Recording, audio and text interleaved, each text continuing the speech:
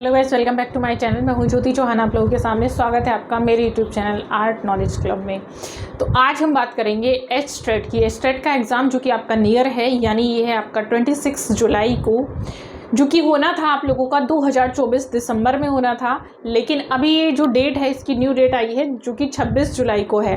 तो इसमें आप लोगों ने कुछ नए स्टूडेंट्स भी हैं जिन्होंने फॉर्म फिल किया था, यानी इसमें 4 दिन का समय आप लोगों को दिया गया था, 4-5 दिन का, और उसमें कुछ नए फॉर्म भी इन्होंने सबमिट कराए थे। यानी जो अभ्यर्थी रह गए थे उनको भी इन्होंने सम्मिलित कराया था। तो आज मैं उसी पर बात करूंगी, यानी जिन्होंने पहले से फिल कर रखा था उनको तो पता है क्या करना है, लेकिन जिन्होंने नया फिल किया था फॉर्म उनको नहीं पता कि किस तरह से हमें पढ़ना है, किस तरह से तैयारी करनी है। तो आज मैं आपको बताऊंगी कि एच-स्टेट 1 टाइम में ही क्लियर करने के लिए आपको क्या करना होगा। लेकिन उससे पहले प्लीज़ लाइक शेयर सब्सक्राइब कर दीजिएगा। तो यहाँ पर आप देख रहे हैं मेरे सामने, ये जो पीछे आप लोग देख रहे हैं ये टीजीटी का सिलेबस है। सिलेबस के साथ साथ मैं आप लोगों को बुक्स भी बताऊंगी, किस तरह की बुक्स से आप पढ़ सकते हैं, कहाँ से आप लोगों को मटेरियल मिलेगा। देखिए, इसके साथ एक बेसिक पेपर भी आपका होता है, यानी कॉमन पेपर होता है, उससे फर्स्ट पेपर होता है जिसमें आपके जो रीजनिंग्स वगैरह, ये सारे जीके, ये सारे जो है आपके सब्जेक्ट्स आते हैं, तो वो भी आपको क्लियर करना है। यहाँ पर मैं सिर्फ आर्ट के बारे में आपको बताने जा रही हूँ। तो जो भी यहाँ पर स्टूडेंट्स हैं, यानी यहाँ पर जिन्होंने पहले से फिल कर रखा है या फिर जिन्होंने नया फिल किया है, उनके लिए, दोनों के लिए मैं बता रही हूँ, ध्यान से सुनेंगे यहाँ पर। तो देखिएगा, फाइन आर्ट में क्या होता है कि बेसिक चीजें ज्यादा पूछी जाती हैं। आर्ट का बेसिक पूछा जाता है यहाँ पर एच-स्टेट में। तो जो बेसिक है वो कौन कौन सी चीजें हैं और आपको कहाँ मिलेगा, जैसे बहुत इसको लेकर ना घबराहट लोगों के बीच में बहुत ज्यादा रहती है। तो यहाँ पर आप देख सकते हैं ये चीजें क्या है, जैसे कि यहाँ पर पहला ही लिखा है इंट्रोडक्शन ऑफ आर्ट, यानी आर्ट का इंट्रोडक्शन देना है कि आर्ट क्या है। तो शुरुआत होती है आर्ट क्या है। वैसे मैं बहुत सारे क्वेश्चन इसमें करा चुकी हूँ, तो बहुत सारे अलग अलग मतों का इसमें वर्णन आएगा आपका। पहली शुरुआत ये हो जाएगी कि आर्ट के जो प्रमाण हैं हमें कहाँ कहाँ से मिलते हैं, तो वो सारी चीज़ें इसमें आएंगी। और किसने आर्ट के बारे में क्या कहा है कि आर्ट क्या है, ये कथन भी आपके इसी में आ जाते हैं। दूसरा है फंडामेंटल्स ऑफ विजुअल आर्ट। तो फंडामेंटल्स ऑफ विजुअल आर्ट्स की एक बुक आती है, ये बुक आप लोग ले लेंगे, ठीक है। इसमें आपको सारे इसके जो जितने भी फंडामेंटल्स हैं, ये मैं आपको बुक्स एक बार दिखा देती हूँ तो वो आपको समझ। तो ये बुक है, जैसे कि आप देख सकते हैं, ये बुक मैंने पहले से ही सजेस्ट कर रखी है। इसमें सारे हैं आपके, ठीक है। तो इसमें आपके ये मिल जाएंगे, सब कुछ है इसमें, सहयोग, सामंजस्य, ये सारे तत्व आपके इसमें मिल जाते हैं। संयोजन के सिद्धांत हैं, कला के तत्व हैं, एलिमेंट्स ऑफ आर्ट्स हैं, सब इसमें आपको ये बेसिक वाला इसमें मिल जाएगा, ठीक है। इससे अलग भी बुक्स आती हैं जिनमें इजी लैंग्वेज में आपको मिल जाएगा इसमें मटेरियल। मैं भी यहाँ पर आप लोगों को पढ़ाऊंगी, उसमें भी आपको मटेरियल मिल जाएगा। और कोशिश करिएगा कि इससे इजी लैंग्वेज की बुक मैं भी आपको बताऊंगी, उसमें आपको सारी चीज़ें मिल जाएंगी। अब देखिएगा, यहाँ से ये है द एलिमेंट्स, यानी जो मैंने अभी आपको बताया इसी में आ जाएंगे। Elements of arts, principle of art, सिद्धांत, ये भी आपको मिल जाएंगे इसी में। डिजाइन, षडंग, षडंग ऑफ इंडियन आर्ट, जैसे ही आप ये पढ़ेंगे इंट्रोडक्शन ऑफ आर्ट, उसी के बाद आ जाता है आपका षडंग, ठीक है, जिसमें चित्रकला के 6 अंगों के बारे में बताया गया है एक श्लोक के आधार पर। Importance of art in life, तो आर्ट का हमारे जीवन में क्या महत्वपूर्ण स्थान है, यही क्यों आवश्यक है। तो आप जानते ही हैं, सारी चीजें जितनी भी एबिलिटी आप देखते हैं वो सब आर्ट के थ्रू ही है। तो आर्ट की इंपॉर्टेंस तो हमारे जीवन में पल पल है, क्षण क्षण है। मतलब मैं कहूँगी कि अगर आप कुछ भी करते हैं तो उसके लिए आपको आर्ट की ही आवश्यकता पड़ती है। अब देखिएगा, यानी अगर आप पढ़ाने जा रहे हैं तो उसके लिए भी आपको आर्ट चाहिए होगी। बच्चों को आप कुछ भी सिखा रहे हैं तो उसमें आप क्या सिखाएंगे, बच्चों को कुछ भी दिखाने के लिए तो आपको आर्ट का ही इस्तेमाल करना पड़ेगा।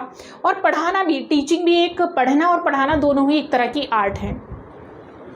यह ट्रेडिशनल एंड मॉडर्न टेक्निक्स आएंगी आपकी, जैसे कि कौन कौन सी टेक्निक्स हैं, प्रोसेस उनका पूछा जाएगा, प्रोसीड्यूर पूछा जाएगा इन आर्ट, जैसे कि पेंटिंग की टेक्निक्स हैं आपकी, स्कल्पचर की हैं, अप्लाइड आर्ट की टेक्निक्स हैं, ये टेक्निक पूछी जाएंगी। और स्पेशली मैं टेक्निक की बात करूं तो जैसे आप लोगों की प्रागैतिहासिक काल की टेक्निक है आपकी, उसके बाद हम चलते हैं भित्ति चित्रण की टेक्निक है, सिंधु सभ्यता की टेक्निक है, यानी जो भी शैलियाँ, जो भी चैप्टर आप पढ़ रहे हैं उन सबकी टेक्निक्स का इस्तेमाल उन्होंने यानी कला में किस तरह से, किस प्रकार से किया है, वो सब यहाँ से पूछा जाएगा।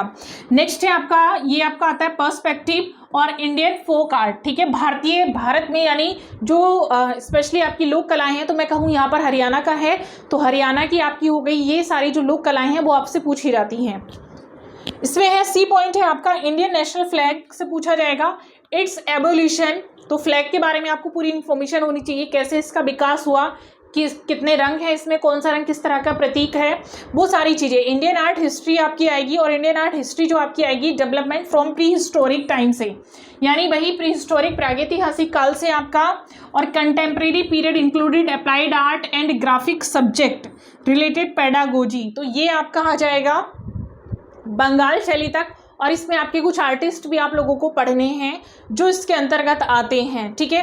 तो वो सारी चीज़ें इसमें आ जाएंगी, और इसमें थोड़ी सी आप लोगों की सब्जेक्ट पेडागोजी आती है, सब्जेक्ट रिलेटेड पेडागोजी है। तो सब्जेक्ट रिलेटेड पेडागोजी के लिए आप ये आपका मिल जाएगा, बहुत कॉमन सा पार्ट है, और ये भी आपकी एक रूपप्रद कला, और एनसीईआरटी में भी मैंने देखा ये दे रखा है, एनसीईआरटी में भी आपको मिल जाएगा। और आपकी जो कला की जो मूलाधार वाली जो बुक्स होती हैं, अदर काफ़ी बुक आती हैं, उनमें भी आपको ये पेडागोजी मिल जाएगी, और इनकी एक अलग से भी बुक आती है, उसमें भी आपको ये पेडागोजी मिल जाएगी। अब मैं बता रही हूँ यहाँ से, यानी जैसे कि आपका षडंग हो गया, ये सारी जो चीज़ें हैं, यानी एक बुक मैंने आपको बता दी है, बाकी मैंने आपको बताया एनसीईआरटी से आपको मिल जाएगा।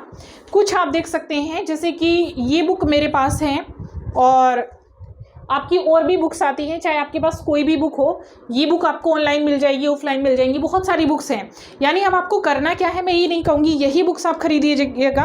मेन आपको देखिएगा क्या करना है, किसी भी एग्जाम को क्लियर करने का मेन क्राइटेरिया होता है उसका सिलेबस आप लोग पकड़ लीजिएगा। अब यहाँ पर क्या लिखा है, जैसे षडंग, ये सारे टॉपिक मैंने आप लोगों को बता दिए, और ये आपका लिखा है प्रागैतिहासिक काल से शुरू करना है, तो यहाँ से ये वाले जो टॉपिक हैं डिटेल से पढ़ लीजिएगा, और ये टॉपिक ज़्यादातर आप लोगों को मिल जाएंगे ईजिली, जितनी भी बुक्स हैं ऑलमोस्ट, जैसे कि आप रीता प्रताप भी पढ़ते हैं उसमें भी मिल जाएंगे आप लोगों को।